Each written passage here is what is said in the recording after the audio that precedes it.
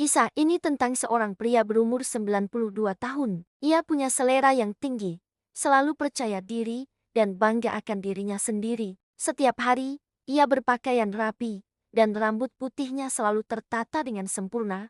Meskipun dia tidak bisa melihat, hari ini adalah hari yang besar baginya. Dia akan pindah ke panti jompo. Istrinya, yang berusia 70 tahun, baru saja meninggal dunia. Karena mereka tidak pernah memiliki anak, ia harus menghabiskan sisa hidupnya di tempat itu. Di lobi panti jompo, ia duduk dengan tenang. Waktu terasa berjalan sangat lambat, namun ia menunggu dengan sabar. Kadang-kadang ia meraba tongkat kayu yang menemaninya. Di waktu lain ia tersenyum kecil, seolah sedang bercakap-cakap dengan dirinya sendiri, mengenang masa lalu yang indah.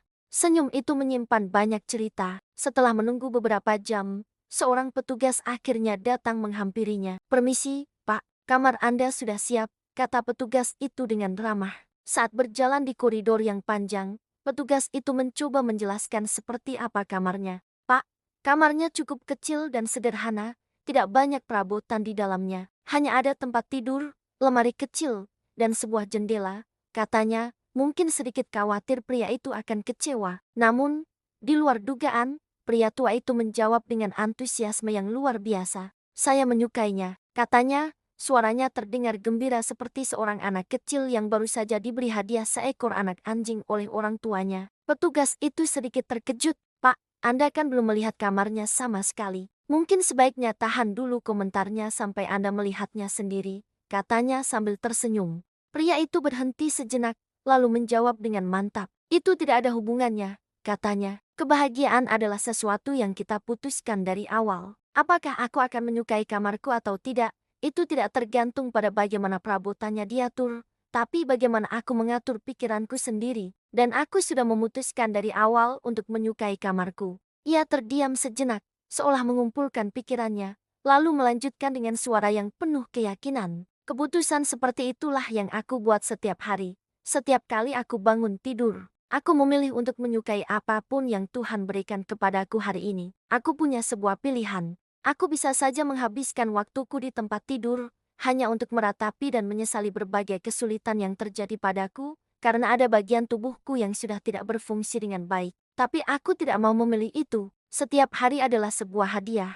Meskipun mataku tidak bisa lagi melihat dunia, aku masih bisa merasakan. Aku masih bisa memusatkan perhatianku pada hari yang baru ini, dan pada semua kenangan indah yang pernah aku alami dan kusimpan baik-baik di dalam pikiranku. Kenangan itu adalah harta karunku yang tak ternilai." Dia tersenyum lagi, senyum yang begitu tulus. Lalu, dengan suara yang lebih pelan, ia berkata, "Umur yang sudah tua itu seperti simpanan di bank. Sekarang, aku akan menikmati semua hal indah dari apa yang telah aku simpan selama ini. Jadi, nasihatku untukmu, nak, adalah simpanlah sebanyak-banyaknya kebahagiaan di bank kenanganmu. Berterima kasihlah pada setiap orang yang telah membantu mengisi tabungan kenanganmu itu, karena merekalah yang membuat hidupmu kaya." Kemudian, ia mengangkat tangannya dengan perlahan, seolah ingin memberikan sebuah pesan terakhir yang sederhana namun sangat dalam. "Ingatlah 5 aturan sederhana untuk bahagia," katanya. "Pertama, bebaskan hatimu dari rasa benci.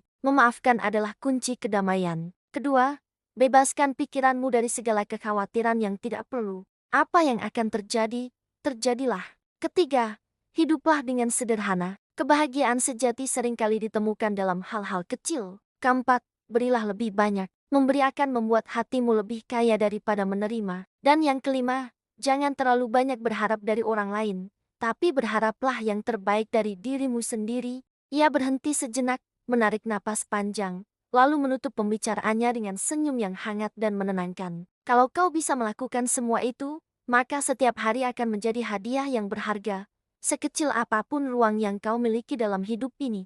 Pintu elevator terbuka, dan mereka pun melangkah masuk. Pria tua itu tetap tersenyum, siap memulai babak baru dalam hidupnya, dengan hati yang penuh rasa syukur. Sebuah pelajaran hidup yang luar biasa dari seseorang yang telah melihat dunia dengan cara yang berbeda. Terima kasih sudah menonton. Jika cerita ini menginspirasi Anda, jangan lupa untuk like, share, dan subscribe channel ini. Sampai jumpa di video berikutnya.